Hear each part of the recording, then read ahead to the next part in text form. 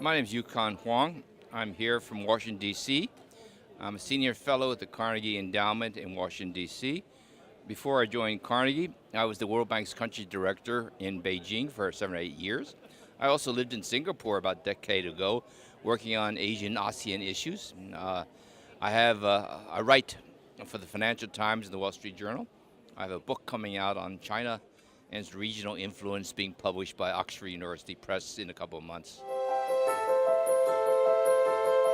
I thought this was a very useful and timely subject.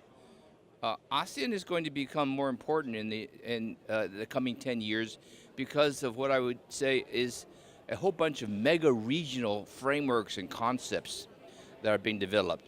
These include the RCEP trade agreements, the ASEAN Economic Community intentions over the next 10 years, China's One Belt, One Road initiative, which will rely upon the ASEAN community and the sea route that goes to the Middle East, Africa, eventually to Europe. There will be broader free trade agreements discussions beyond the TPP, which has been suspended because the U.S. has dropped it.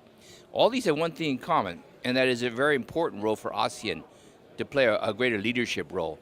I mean, ASEAN has been here as a concept for decades. The issue is whether the world has changed to the point where it may become more relevant and important, and I think that will be the case. There's going to be a shift of manufacturing that will be leaving China as it moves to higher valued items. China's aging society, its labor force is shrinking. Certain product lines will shift. They could very easily shift to ASEAN. And the question is, within the ASEAN community of 10 countries, can they capitalize on this opportunity to enter into what I call low to medium technology manufacturing products and produce something which no longer makes sense to produce out of China, because there are still many ASEAN countries with a low wage structure and quite an abundance of surplus later.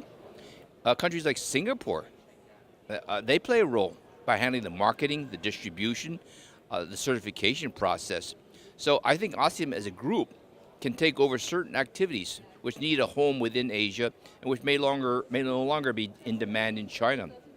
There's also what I call an increasing demand in China for services, high quality services, as it becomes a high income country. In countries like Singapore or Thailand or Malaysia, they can enter and serve those particular aspects of China's development. So I think that economically speaking, there is a lot of room to grow within the region, room to grow that ASEAN countries can benefit from. The younger generation, what you know is that they're going to be dealing with a less certain world. The second thing you know is they're going to be more mobile, and they have to be more mobile. And there's where the ASEAN concept has room to play. Because if you look at the 10 countries together, then you see that there's a lot more opportunities if people think more broadly and if they gain more experience across countries. And I think this is a key issue. Because in some ways, historically, Asians have been somewhat isolated in the sense that because of language differences, cultural differences, religious differences, they tend to stay in their own countries.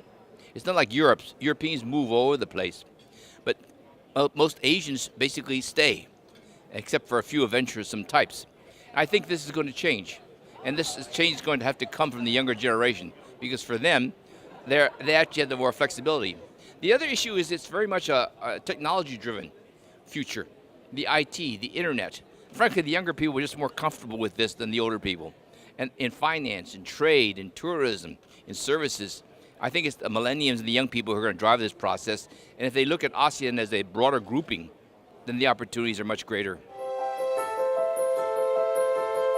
This is something that you can work at. I mean, there's still a lot of, if you go around the region, there are many people who actually don't fully understand or appreciate whether ASEAN as a concept makes a difference in their lives.